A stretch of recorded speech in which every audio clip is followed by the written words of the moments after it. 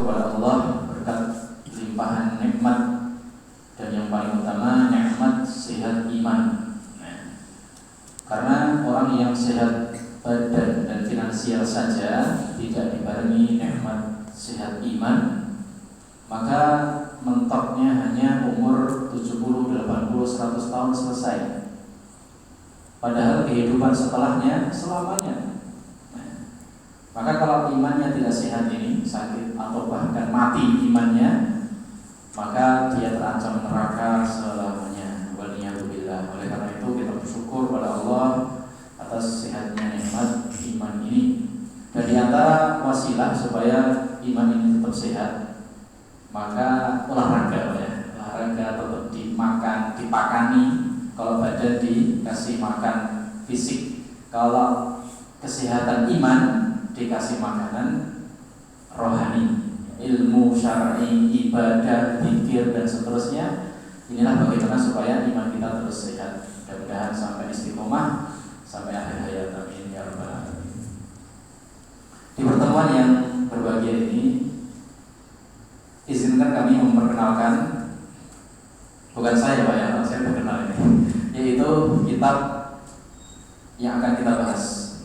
Dan saya yakin panjenengan sudah tidak asing, karena panitia meminta untuk membahas kitab ini ya. Dan mudah-mudahan sampai selesai, yaitu kitab Al-Kabair Imam Dhahabi ya. Lengkapnya adalah Al-Kabair wa Tabyinu Al-Maharim. Kitab ini diterjemahkan, yang saya bawa terjemahan Pak, yang diterjemahkan menjadi dosa-dosa besar. Dosa-dosa besar.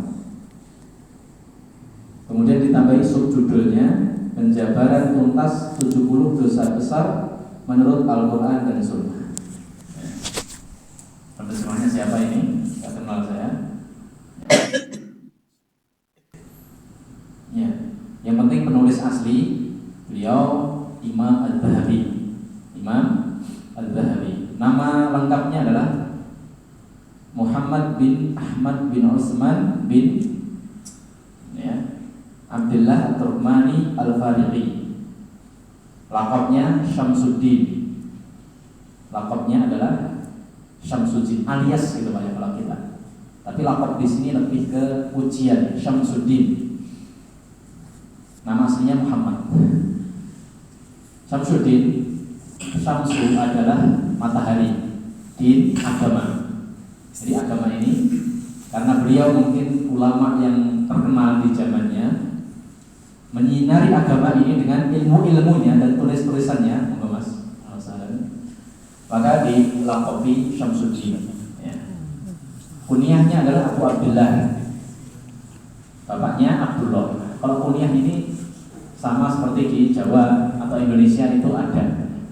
Zaman dulu, belum lama ini, kalau nyebut seseorang itu nggak kenal namanya, atau kenal tapi karena sudah terbiasa kunyah ini, bapaknya Fulan gitu ya. Bapaknya terus misalnya beliau ini, kadang disebut seperti itu. Ibunya Fulan, itu kalau di Arab Abu, Abu Abdullah, Abu siapa, bapaknya Fulan, itu beliau Abu Abdullah. Namanya Muhammad bin Ahmad. Beliau Imam Dhahabi, imam yang ulama terkenal karena banyak tulisan satu, dan beliau tulisannya spesial tentang rijal ya, tentang rijal, maksudnya ilmu hadis, tentang biografi ulama.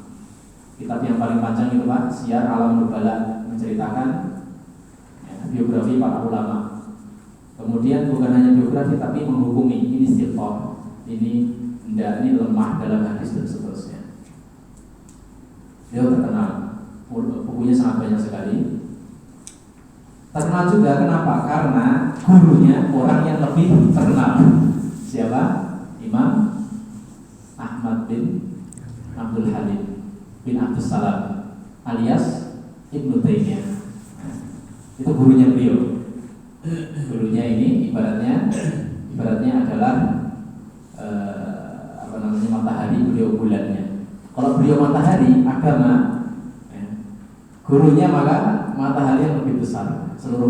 misalnya gitu. Kalau kita bisa ibaratkan. Jadi Ibnu Taimiyah ini ulama terkenal sekali di zamannya, mengeluarkan alumni terkenal, ulama yang diakui. Di antaranya Imam Dhahabi, ya. Imam Dhahabi ini. Yang kedua Imam Ibnu Katsir, penulis buku tafsir Ibnu Katsir itu satu madrasah dengan Imam Dhahabi ini, satu sekolah ya. Kalau di sini sekolah Al-Falah ya. Ini juga Imam Dhahabi sekelas dengan Imam Ibnu Katsir, ya. Kemudian Imam Al-Wardi. Kemudian yang paling terkenal juga, yang paling dekat dengan Ibnu Taimiyah, Ibnu Qayyim al-Jauziyah. Ini satu madrasah, Ibnu Qayyim al-Jauziyah. Di antaranya adalah Imam Ad-Dhahabi. Nah, ringkasnya beliau di antara buku-buku yang banyak, tarikh, kemudian Syiar Alam Nubala, kemudian Mizanul I'tidal, ya, dan buku yang lain di antaranya ini Al-Kabair wa Tabyinu Al-Maharim, diterjemahkan menjadi dosa-dosa besar. Ada dua manuskrip atau dua makhtutah sebelum menjadi ditulis seperti ini. Pertama, beliau menyebutkan 70 dosa besar. Ada manuskrip yang kedua. Manuskrip itu tulisan lempengan zaman dulu, Pak, dari kertas lawas, tulisan tangan yang sulit dibaca itu ya. Nah, itu para ulama mengumpulkan. Ada dua versi. Versi pertama di situ disebutkan 70 dosa besar. Versi kedua disebutkan 76 dosa besar. Kalau yang saya bawa ini terjemahan versi pertama, yaitu 70 dosa-dosa besar. Versi yang terbaru adalah 76 dosa. Ya, 76 dosa besar. Ada yang punya di sini? Yang versi kedua yaitu 76. Ajaran Pak? Gratis. Mungkin nanti beli insyaallah. Kalau pengen beli baik yang Arab atau Indonesia atau bahasa Jawa kalau ada, cari yang 76 dosa. Kita bukan cari banyak dosa, bukan. Maksudnya di daftar isi panjenengan nanti lihat, oh kok 70 saja, cari yang lain. Yang tertulis di situ 76, ya. Dan yang 76 itu versi yang terbaru, itu yang sudah direvisi oleh Imam Dhahabi. Kalau yang lama ini itu ada beberapa hadis yang butuh ditahqiq ulang, perlu dicek apakah dia sahih atau dhaif atau lemah. Makanya ini penting memahami buku sebelum kita membacanya. Dan membaca terjemahan ini punya banyak resiko, ya. Di antaranya nanti saya akan sebutkan, ya. Nanti saya akan sebutkan insya Allah di tengah-tengah pembahasan. Jadi ini sebagai pengenalan dulu, yang dimana kami diamanahi oleh panitia untuk membahas kitab ini. Mudah-mudahan ya, sebelum kita meninggal selesai kitab ini Pak ya, 70 atau 76 dosa besar. Amin ya Rabbal. Mudah-mudahan target saya sebelum Ramadan tahun depan, ya. Tapi kalau selesai lebih cepat, mudah-mudahan lebih baik tanpa mengurangi substansi isi kitab. Atau kalau lebih lambat, mudah-mudahan itu kita bisa mendapatkan banyak faedah tambahan, ya. Faedah tambahan. Karena metode saya dalam mengajar dimanapun bukan hanya baca gini Pak, panjenengan dengar. Dan kitab ini yang terjemahan saya kurang tahu apakah di internet sudah ada, tapi yang Arabnya banyak Pak, ya, Arabnya sangat banyak sekali. Metode saya mengajar bukan membaca, panjenengan mendengarkan, ya. Tidak ada komen, pokoknya yang penting baca. Itu di rumah sendiri-sendiri bisa Pak ya. Tapi kalau dengan kami insya Allah di sekolah atau di masyarakat itu kami jelaskan rinci. Kalau ada yang ada tambahan saya tambahi dari luar. Kalau misalnya ada sanggahan atau syubhat-syubhat berkaitan dengan pembahasan saya akan sebut. Nah itu pentingnya kita ngaji bareng. Nah, kita bisa saling sharing. Kalau wonten kelepatan kesalahan kok nggak baca dengan bebas ini. Ya. Sebagaimana Pak Juri atau bapak yang lain itu mengkritik kan masalah. Justru saya senang kritik yang membangun, yang menggunakan hujjah atau dalil, ya. Karena bagaimanapun kami tidak maksud seperti Rasulullah SAW untuk nasihat juga dari panjenengan. Nah, Di kitab ini beliau menyebutkan dosa-dosa besar 70 atau 76 versi yang kedua. Di mukaddimah ya, di mukaddimahnya beliau menyebutkan secara ringkas mukaddimah berkaitan dengan kitab ini ya, berkaitan dengan kitab ini. Kenapa beliau mencatut 70 dosa besar saja ya. Sebagian ulama menyebutkan lebih atau kurang, seperti Imam di dalam mazhab Syafi'i itu Al-Haythami ya, Imam Haythami itu menyebutkan di kitabnya Al-Iqtiraf itu Kabair itu banyak sekali, bisa lebih dari ini. Jadi ini berbeda pendapat. Dan beliau punya patokan kenapa menyebutkan 70-an. Beliau menyebutkan 70-an kenapa di sini disebutkan ya. Karena Ibnu Abbas, siapa?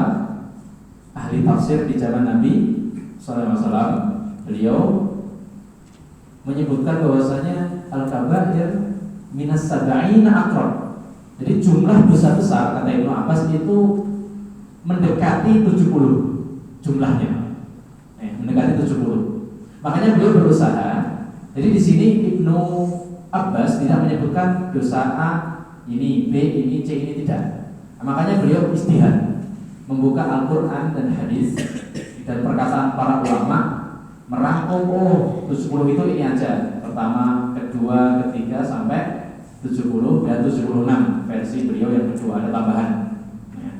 Jadi karena sebab perkataan Ibnu Abbas tadi, beliau menulis ya. Beliau menulis 70-an ini. Kemudian di mukaddimahnya juga beliau membuat kaidah. Dan kaidah ini diterima oleh banyak ulama setelahnya dalam menentukan dosa besar dan dosa kecil. Jadi tadi ngomong dosa besar kabair gitu ya. Apa yang dosa besar? Yang kecil kayak apa gitu ya? Apakah ada dosa pertengahan? Tidak besar, tidak kecil gitu, sedang-sedang saja Pak ya. Nah itu mungkin pertanyaan di kita, maka akan kita bahas ringkas insyaallah ta'ala ya. Jadi dosa besar disebut karena ada dosa kecil ya, ada dosa kecil. Terus tandanya dosa besar apa? Beliau menyebutkan di sini tanda-tanda atau kaidah-kaidah yang menunjukkan bahwasanya itu dosa besar. Kalau ajaran faham dosa besar itu kayak gitu, maka selain itu berarti dosa kecil atau sedang Pak? Kecil aja ya. Jadi di sini tidak ada pembagian tiga, besar, sedang atau kecil, tidak. Yaitu besar dan kecil saja. Nanti yang besar ini kita akan rinci. Besar ini ada dua nanti kita akan sebutkan insyaallah ta'ala. Jadi dosa besar ini kaidahnya adalah seperti ini yang beliau sebutkan. Saya lebih suka baca Arabnya ya. Fihi hasrul kabair walladhi yattajah wa yaqumu alaihi dalil wa anna man irtakaba syai'an min hadhihi al-'adaim mimma fihi haddun fid dunya. Jadi tanda pertama dosa besar adalah ada hukuman di dunia yang rinci dari Allah, yang pasti dari Allah. Hukuman ini sebut dosa besar. Hukuman yang Allah sudah tentukan Pak. Ini kalau melakukan ini hukumannya ini di dunia, hukuman di dunia. Kalau ada negara Islam, bukan penjara Pak ya.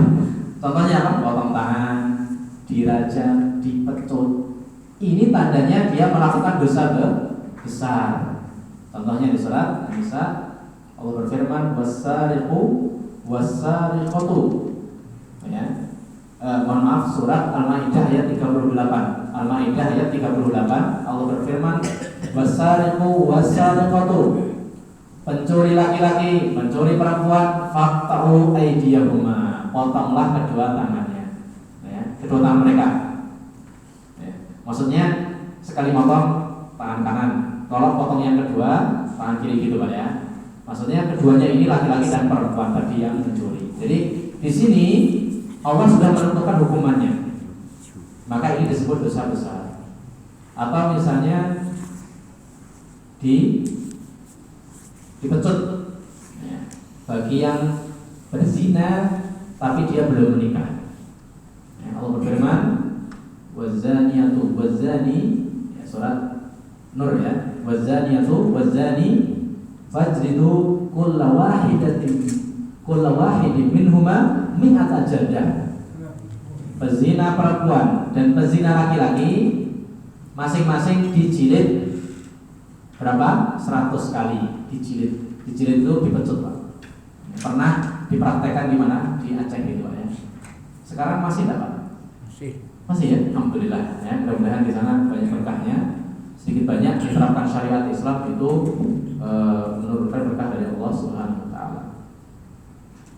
Jadi ini tanda pertama, Allah menentukan langsung di Al-Qur'an atau hadis. Kalau di hadis contohnya ya, Rasulullah SAW merajam sahabat atau sahabiat bernama Ma'iz ya, yang pernah berzina tapi beliau sudah nikah. Dia merajam, dirajam, Pak. Setengah badannya dimasukkan ke tanah, kemudian dilempari pakai batu sampai mati. Ya, ini pernah saya singgung permasalahan ini tahun lalu. Jadi di sini Nabi menentukan langsung hukumannya ini, hukumannya itu. Maka ini disebut dosa besar. Kaidah yang kedua, ya, kenapa disebut dosa besar itu adalah ada ancaman di akhirat dengan azab, ya, dengan azab Allah SWT, dengan neraka gitu ya, ancaman khusus. Ya. Contohnya, ya, Allah berfirman di surat An-Nisa ayat 10, innalladzina ya'kuluna amwalal yatama dzulman innama ya'kuluna fi butunihim nar wa sayaslawna sa'ira. Yang artinya sesungguhnya orang yang memakan harta anak yatim, ya, secara zalim, ya, tanpa izin yang yatim tentunya, maka dia memakan di dalam hatinya, di dalam perutnya itu api dari neraka. Jadi ada ancaman api neraka. Jadi di dunia dia makan harta anak yatim, ya, enak kayaknya ya, Pak.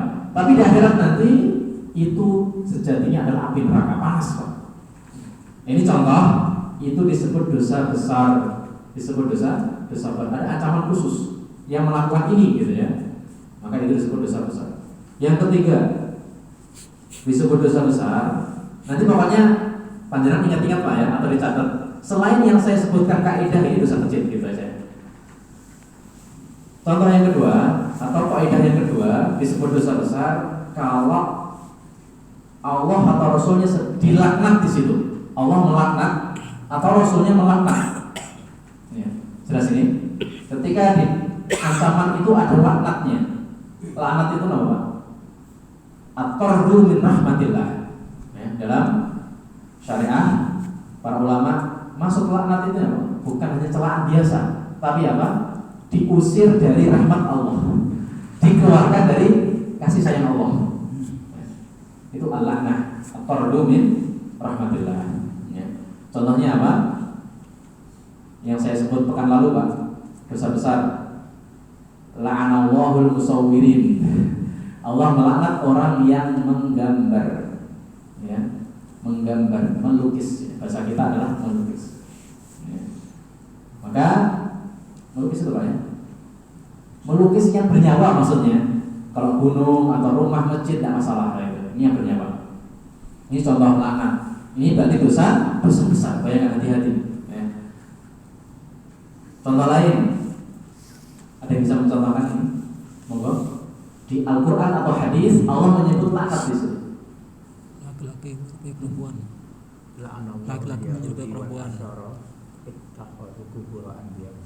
Ya betul ya. Rasulullah SAW bersabda, la'anallahu Yahud wa Nasara ittakhadhu qubur anbiya'ihim masajid. Ya. Allah melaknat orang-orang terdahulu agama Yahudi atau Nasrani karena mereka menjadikan kuburannya itu tempat sujud. Ya. Tempat sujud, ini hati-hati. Itu dosa besar. Karena bisa menyebabkan kesyirikan. Ketika dia mungkin awalnya tujuannya bukan untuk sujud kepada kuburan. Nah ini kenapa dilarang? Hikmahnya adalah khawatir nanti kemudian jatuh ke kesyirikan, dosa yang paling besar ya. Jadi kita sebutkan insya Allah. Contoh lain, la'anallahu untuk wanita ini, untuk perempuan ibu-ibu. Ya banyak ini ya. La'anallahu al-mutasyabbihati minan nisa birijal wal mutasyabbihina birijali minan nisa. Allah melaknat, bahasa mudahnya adalah banci dan bencong. Itu ringkasnya Pak ya. Yaitu panjangnya tadi kata Nabi, lah perempuan yang menyerupai laki-laki. Dan Allah melaknat laki-laki yang menyerupai perempuan dengan sengaja, ya, menyerupai pakaiannya, gaya rambutnya. Ya. Perempuan ini harusnya rambutnya panjang malah digundul misalnya. Ya. Kemudian itu kalau yang wanita menyerupai laki-laki itu disebut apa? Tomboy. Tomboy. Kalau yang banci bencong itu apa itu? Itu istilah laki-laki semua ya. Sinonim berarti. Jadi laki-laki yang ya, menyerupai perempuan, nah, itu di Solo banyak gitu ya. Sangat menjijikkan sekali ya. Dadanya ditebalkan gitu ya. Pakai pakaian yang ketat, pakai rok, kemudian make upan ya. Tapi badannya keker gitu ya. Ketahuan sekali dari luar. Nah, ini besar-besar laknat. Atau sebaliknya perempuan yang menyerupai laki-laki, keluar pakai kaos seperti laki-laki, rambutnya pendek dan sebagainya, ya. Kemudian menggunakan motor laki gitu ya. Ini aslinya tidak haram, aslinya tidak ada masalah. Cuma ketika menyerupai laki-laki ini sebagai adatnya laki-laki, maka dilarang, ya, dilarang. Kemudian ada banyak ya masalah tentang wanita ini, misalnya la'anallahu, laki-laki juga sama. La'anallahu al-washimat wal mustawshimat, ya, al-mutafallijat. Allah melaknat wanita atau laki-laki yang pakai tato misalnya, pakai tato. Tato tahu ya Pak ya? Bukan stiker itu, tapi yang memang menggunakan jarum ditusuk. Kemudian Rasul juga menyebutkan, Allah Rasulnya melaknat yang merenggangkan gigi gitu ya. Al-mughayyirat li khalqillah, yang tujuannya merubah ciptaan Allah Subhanahu wa taala. Ini contoh-contoh ya, laknat menunjukkan dia dosa besar. Yang selanjutnya indikasi dosa itu besar, Allah menyebutkan di dalil itu Allah murka. Ya. Allah murka atau Allah marah. Ada yang bisa mencontohkan? Dosa-dosa apa? Membunuh contohnya. Wa istilah tulisannya apa? Wa may yaqtul mu'minan muta'ammidan fajazaohu jahannam khalidan fiha wa ghadiballahu alaihi di sini. Bahkan ada dua. Wa la'anah. Allah murka dan Allah melaknat. Nah, double di sini nanti kita sebutkan. Ini termasuk dosa-dosa. Poinnya adalah Allah disebut di situ murka. Murka, maka ini dosa besar. Apa? Membunuh saudara muslim, saudara yang beriman. Contoh lain, ada yang bisa mencontohkan? Ukul walidain. Di dalilnya Pak, yang menunjukkan Allah marah. Ridho Allah, ridho walidain, wasufu walidain. Iya betul ya. Itu yang saya ingin adalah ada lafaz yang menunjukkan di situ Allah murka. Ya, ridallah fi ridal walidain wa sakhatullah fi sakhati walidain. Jadi ridha Allah itu terletak pada ridha Allah itu terletak pada ridha orang tua, dan kemurkaan Allah itu terletak pada kemurkaan orang tua. Perlu dijelaskan kayak ini. Kalau orang tua ridhonya itu pengen saya mendem Pak, itu gimana itu? Kita turuti tidak supaya dapat ridha Allah? Tidak. Nah ini harus dijelaskan untuk orang awam tentunya ya. Insya Allah ini paham kalau di sini. Jadi tentunya ridho orang tua ini selaras dengan ridho Allah, atau minimal tidak menyelisihi syariat. Ya. Tidak menyelisihi syariat. Nah, kalau ke masjid pakai pakaian warna hitam lah gitu. Ini ada perintah syariatnya enggak Pak? Tidak ada kan ya? Menyelisihi syariat tidak? Tidak. Kita harus taat juga. Ya, karena tidak menyelisih syariat itu yang penting. Karena mungkin orang tua lihat setiap hari kok warnanya merah terus ini, seperti gimana misalnya gitu. Bisa jadi ini contoh Mas ya, bukan apa.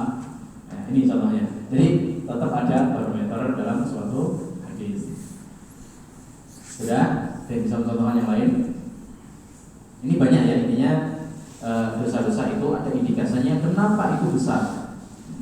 Di antara indikasi dosa itu disebut besar, ya. Dosa itu besar. Rasul menyebutkan besar, gitu. Rasul menyebutkan besar. Atau Rasul menyebutkan itu mencelakakan atau memusnahkan orang atau membinasakan, ya. Bahasa yang diterjemahkan biasanya membinasakan. Jadi dosa-dosa ini membinasakan. Dosa-dosa ini besar. Minal kabair kaza, gitu kadang satu hadis dari suatu dosa besar itu seperti ini. Atau jauhilah bla bla bla, gitu ya. Yang ini membinasakan. Yang paling populer itu apa? Istanibu as-sab'al mubiqat. Jauhilah 7 yang mencelakakan, 7 yang membinasakan, membahayakan ini. Jadi Rasulullah mengatakan ini tanda dosa besar. Apa itu 7? Nanti kita sebutkan di antaranya asyirku billahi was-sihru wa uququl walidain, ya. Durhaka kepada orang tua dan seterusnya. Nanti kita sebutkan ini, ya. Termasuk ketika, jadi dalil kenapa ada dosa besar ini lebih urgen di sini. Karena Allah menyebut ada dosa besar, gitu ya. Ini bukan istimbat ulama saja. Ini dari Allah Subhanahu wa taala. Misalnya di surat An-Nisa ayat 31. Kenapa kok para ulama mencari-cari dosa besar? Karena Allah menyebut ada dosa besar. Apa itu? Allah berfirman, "In tastanibu kaba'ira ma tunhauna anhu." Kalau kalian menjauhi dosa-dosa besar yang kalian dilarang, berarti di sana ada dosa besar, otomatis ada dosa kecil. Kesimpulannya gitu, ya. Ya. Jadi karena Allah SWT menyebutkan dosa besar, maka di sana ada dosa-dosa yang lain besar. Dan apa itu? Maka para ulama beristihad, di antaranya yang saya sebutkan kaidah-kaidahnya tadi. Sudah? Ringkasnya, terus dosa kecil seperti apa, tak? Ya selain besar, itu kecil, Pak, ya. Jelas? Terus bagaimana indikasinya? Kalau ada larangan, tapi tidak ada ancaman-ancaman khusus tadi. Allah melarang, tapi tidak ada ancaman-ancaman khusus. Ini dosa kecil. Bisa dipahami, Pak? Jadi Allah melarang, tapi tidak ada ancaman khusus dipancung atau dibunuh atau dijilid, ya, atau diapakan misalnya, atau Allah laknat misalnya gitu. Riba dosa besar atau kecil, Pak? Riba besar. Dalilnya dan ancamannya gimana ini? Larangan biasa atau ada kaidah-kaidah tadi? Apakah Allah ancam dengan neraka langsung misalnya gitu, langsung, Pak, ya? Atau laknat, atau Allah murka, atau ada hukuman khusus di dunia, ya? Yang makan riba misalnya diapain gitu? Tolong sebutkan dalilnya.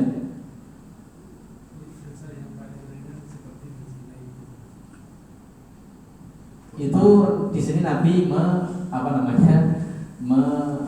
menganalogikan atau membandingkan antara dosa riba dengan dosa zina, ya. Bukan dalam menentukan dosa besar atau kecil. Rasulullah bersabda, kalau untuk yang riba, ya, la'anallahu akila riba wa mukilahu wa katibaihi wa syahidaihi. Ya, ada 4. Allah melaknat orang yang memakan riba, wakilnya, yang nulis, sekretaris, dan saksinya sebagai saksi. Ini kena laknat. Jangan diundang, misalnya bank apa gitu, ya, sebagai saksi ini, ya, transaksi riba, pinjaman riba gitu. Dilaknat juga dosa besar. Padahal nggak ngapa-ngapain, Pak, diem saja gitu. Ini penting sekali karena dia mengaminkan dan ikut serta dalam transaksi tersebut. Nah, ini contoh, ya. Kalau yang tidak ada ancaman khusus, dosa apa itu? Dosa kecil. Contohnya ini yang saya tanya dari tadi. Misalnya wala taqrabuz zina, ya. Jangan mendekati zina. Pacaran misalnya. Apakah ada dalam Al-Qur'an atau Sunnah barang siapa pacaran nanti gini atau kena lah? Tidak. Maksudnya berarti dosa-dosa kecil. Yang besar apa? zinanya, yang Allah ancam dengan jilid atau rajam tadi. Jelas ya Pak ya? Oh berarti kita pacaran saja Mas, gitu, karena kecil. Tidak, hati-hati. Ini sebelum saya lanjut, saya masih ingat ini.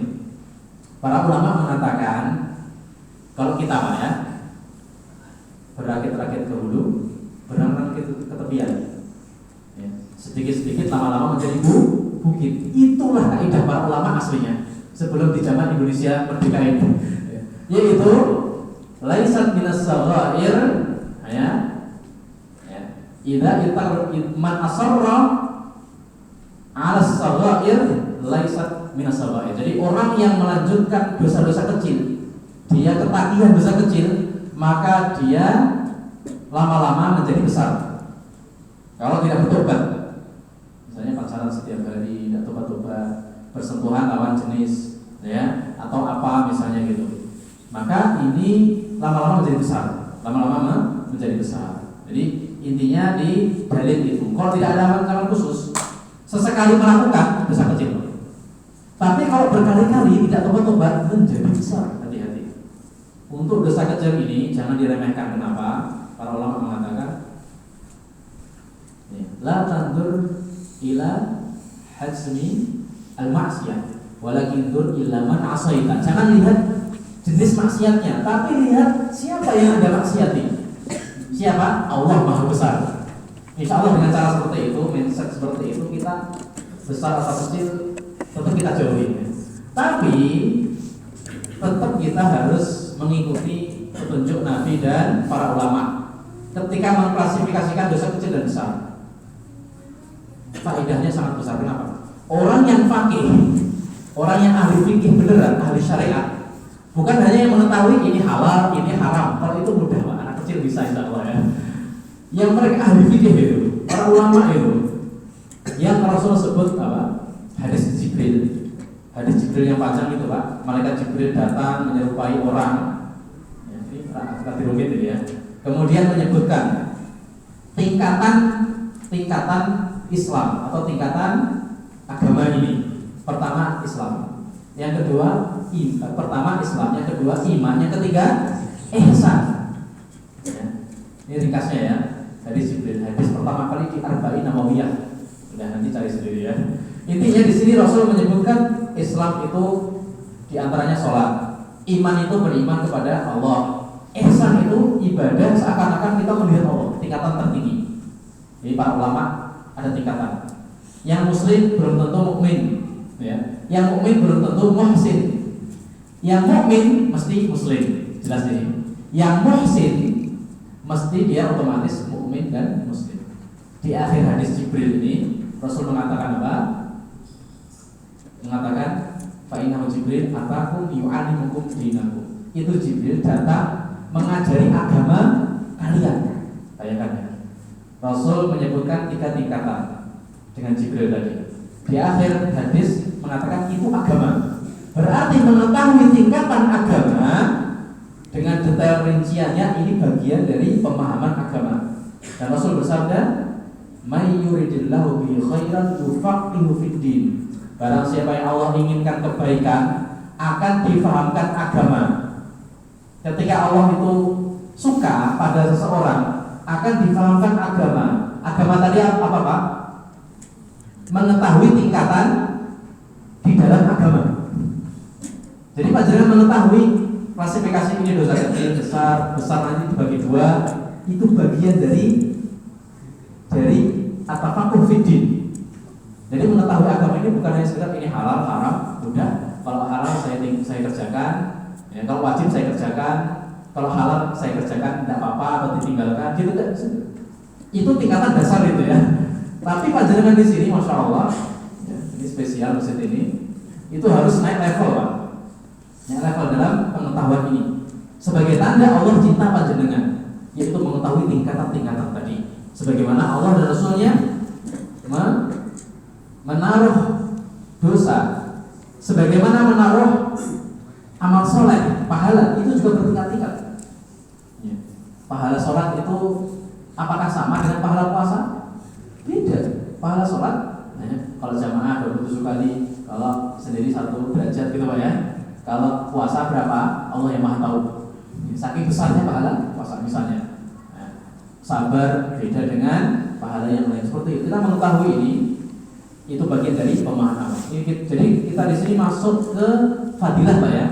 Kita langsung di sini masuk ke fadilah atau keutamaan. Keutamaan apa? Kita mengetahui klasifikasi dosa. Apa sih gunanya? Mungkin panjenengan mau pertanyakan, apa sih gunanya? Yang penting itu dosa saya tinggalkan. Ya, ini tidak masalah ya. Itu tidak dosa juga seperti itu. Bukan dosa besar, bukan dosa kecil juga. Barang siapa yang cuek seperti itu tidak masalah. Tapi panjenengan saya ajak untuk meningkatkan level ketakwaan, keimanan supaya Allah mencinta panjenengan sebagai ahli ilmu. Ya, orang yang tafakuh fiddin di sini. Yaitu mengetahui klasifikasi tadi. Efeknya apa? May yuridillahu bi khairan. Allah inginkan kebaikan. Allah suka kepada orang tersebut. Jadi ujung-ujungnya ke ridho Allah Subhanahu wa taala. Itu pertama. Ya monggo. Ini beliau imam di masjid yang lain. Yang kedua, keutamaan kita mengetahui dosa besar ini apa? Ada yang bisa nambahin Pak? Supaya kita lebih waspada. Ya. Karena kita menjauhi yang besar itu lebih utama gitu ya. Kecil juga utama. Maksudnya ini lebih waspada lagi. Contohnya gini. Jadi kita dosa kecil juga kita jauhi, tapi yang besar lebih kita jauhi lagi. Penekanan dalam syariat. Contohnya logika mudahnya di jalan depan itu ya, atau jalan salah mana salah ya. Nah itu kalau hujan licin misalnya. Seorang bapak menasihati anaknya, "Nak, kalau naik motor ini ban depannya sudah tipis. Kalau naik motor jangan kenceng-kenceng. Karena jalan salah itu licin gitu ya. Maka hati-hatilah." Kita hati-hati nggak Pak? Hati-hati ya. Kenapa? Karena bannya tipis dan aspalnya juga ya, licin juga. Kita hati-hati. Kemudian ketika turun hujan Pak ya.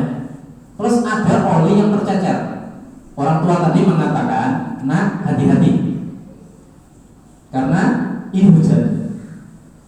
Panjenengan lebih hati-hati yang kedua atau yang pertama? Yang kedua.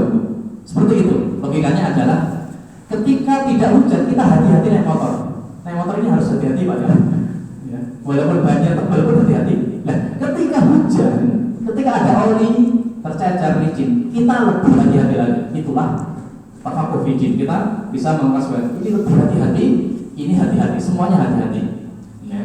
Jadi kita bisa membedakan mana yang besar, yang kecil, yang kita lebih waspada. Kalau kita tahu itu waspada, maka persiapan kita lebih matang, gitu Pak ya. Dalam menghadapi dosa besar ini, kita lebih matang lagi, kita lebih hati-hati lagi. Oh ini kawan, dia biasanya ngajak mendem gitu ya. Maka kita lebih hati-hati dalam protek kepada kawan yang mengajak ini. Oh ini kawan, biasanya ngajak apa? Pacaran misalnya. Nah ini kita hati-hati. Hati-hati level yang bawahnya. Itu faedahnya adalah kita bisa lebih hati-hati ketika itu dosa besar. Kemudian yang ketiga, di antara keutamaan kita mengetahui, saya tutup dengan ini nanti kita sholat insyaallah. Kita mengetahui dosa besar. Ya. Kemudian fadilahnya apa? Kalau kita lakukan, ini penting sekali karena Allah sebutkan di surat An-Nisa ayat 31. Kalau kita bisa meninggalkan dosa besar, maka dosa kecil walaupun tanpa taubat otomatis Allah ampuni. Ini kemurahan Allah ya, ini bonus kemurahan Allah SWT. Ketika panjenengan sudah belajar ini dosa besar dan bisa meninggalkan itu semuanya, dosa-dosa kecil otomatis Allah ampuni. Oh enak ya, Masya Allah ya. Terus kita dosa kecil aja gitu ya. Tidak juga, hati-hati. Dosa kecil kalau dikerjakan setiap hari bisa menjadi besar. Maksudnya adalah dosa kecil yang sesekali itu panjenengan belum sempat tobat ini. Karena banyak mungkin ya, macam-macam tapi banyak ya. Itu misalnya apa gitu ya, dan seterusnya. Ngambil apa Pak? Biasanya itu mangga gitu ya, yang nilainya mungkin Rp2.000. Ini dosa kecil tak? Nanti kita sebutkan ya. Dosa besar itu yang mencuri di nilainya besar, kemudian ditaruh di brankas, itu yang besar. Nah itu ya. Nah, ketika kita bisa meninggalkan dosa besar, dosa-dosa kecil yang sesekali yang belum sempat taubat, panjenengan otomatis dibersihkan dari dosa itu. Nah, ini tafsir dari firman Allah Subhanahu wa taala surat An-Nisa ayat 31. A'udzubillahi minasyaitonir rajim. In tajtanibu kaba'ira ma tunhauna 'anhu nukaffir 'ankum sayi'atikum wa nudkhilakum mudkhalan karima. Yang artinya jika kalian menjauhi dosa-dosa besar ya, di antara yang dilarang itu, niscaya kami akan hapus dosa-dosa kecil kalian dan kami akan memasukkan kalian ke tempat yang mulia, maksudnya surga. Jadi fadilah kita meninggalkan. Bayangkan Pak, kita itu hanya meninggalkan dosa besar, enggak mengerjakan tentunya.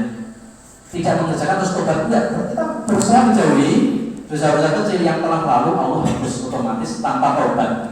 Apalagi kalau panjenengan tobat, maka mendapatkan pahala dari Allah Subhanahu wa taala. Kenapa kalau seperti itu? Kenapa? Karena dosa besar ini Allah tidak memberi taubat ya, kecuali panjenengan bertobat. Kecuali kalau sudah meninggal, maka Allah bisa ampuni, bisa tidak. Jelas Pak ya? Saya ulangi lagi. Dosa besar ini bisa Allah ampuni, Allah tidak. Kalau dia meninggal, sebelum meninggal di dunia, maka dia tidak akan dihapus di dunia ini sampai dia bertobat. Kalau yang dosa kecil tadi, tanpa kita tobat, dengan cara meninggalkan dosa besar saja, otomatis Allah hapus. Jelas? Tapi kalau dosa besar tidak, harus tobat ya, supaya mendapatkan jaminan ketika meninggal nanti apa? Allah ampuni. Jelas ini? Yang dosa besar, dia harus bertobat. Oleh karena itu, ini pentingnya kita bisa mengetahui dosa besar dan kecil, kemudian yang setelahnya jadi molor ya. Terakhir ini mudah karena sudah saya jelaskan sebelumnya, yaitu fadilahnya apa? Fadilahnya supaya Allah Subhanahu wa taala dan Rasulullah SAW lebih mencintai kita. Jadi mohon maaf ya, ketika seorang itu tahu halal haram, kemudian meninggalkan, Allah cinta. Tapi kalau panjenengan lebih detail pembahasan ini, kemudian bisa menjauhi yang besar, bahkan yang lebih kecil juga, maka panjenengan insya Allah cinta kepada Allah lebih besar. Wallahu ta'ala bishawab. Nanti kita lanjutkan setelah salat. Barakallahu akhir da'wana Assalamualaikum warahmatullahi wabarakatuh.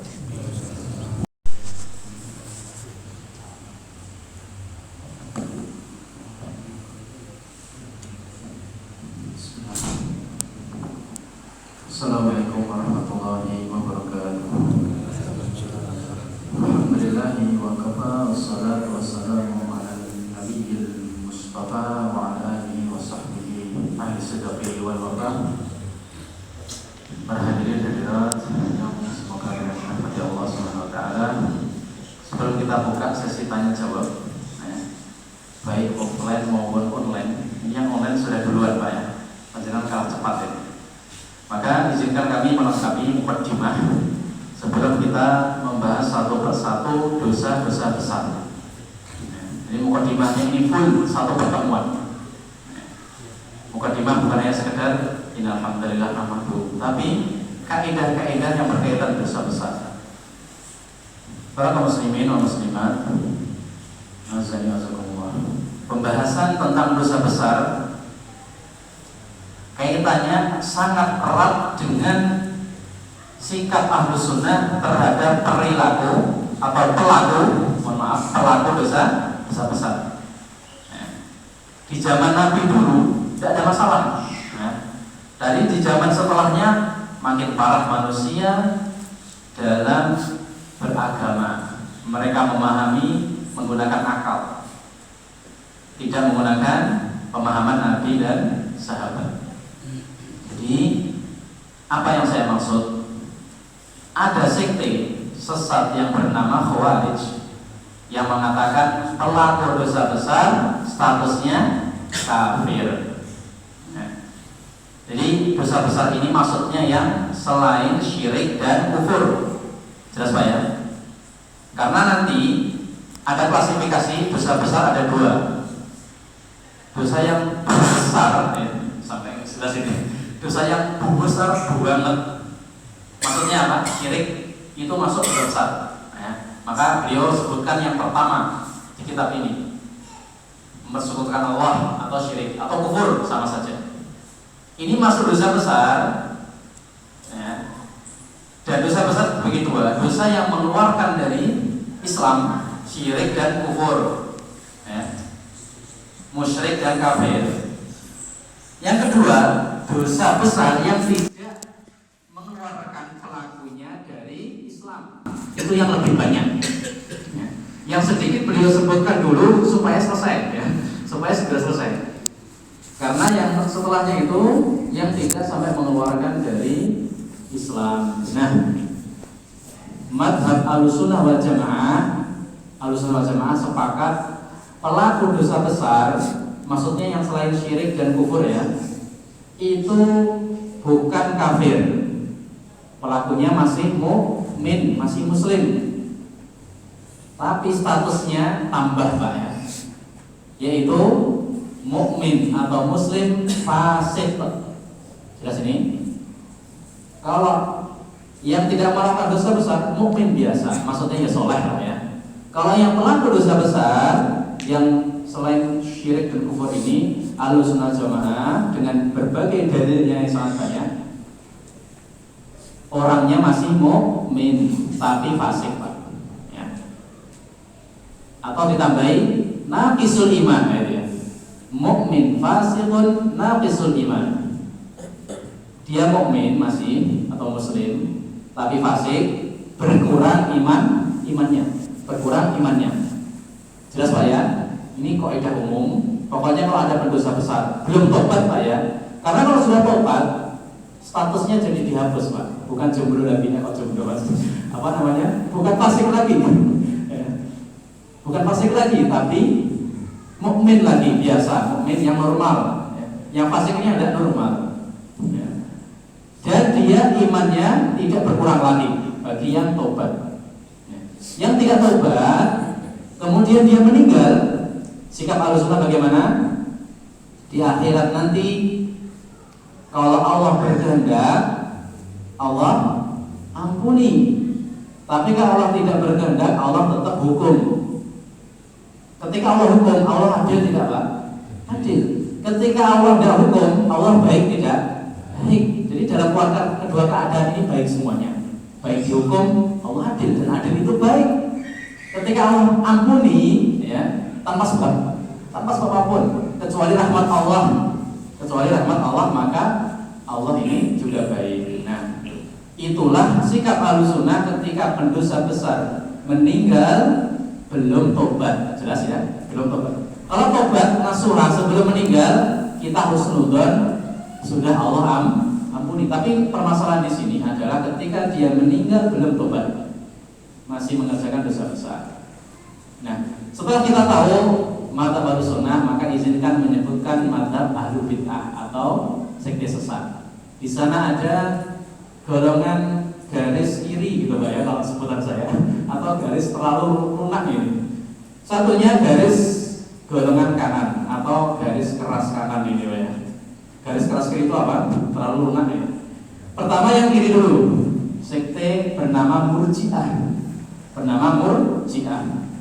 Mereka mengatakan, ya selama di hatinya itu masih mengakui Allah Subhanahu wa taala gitu ya.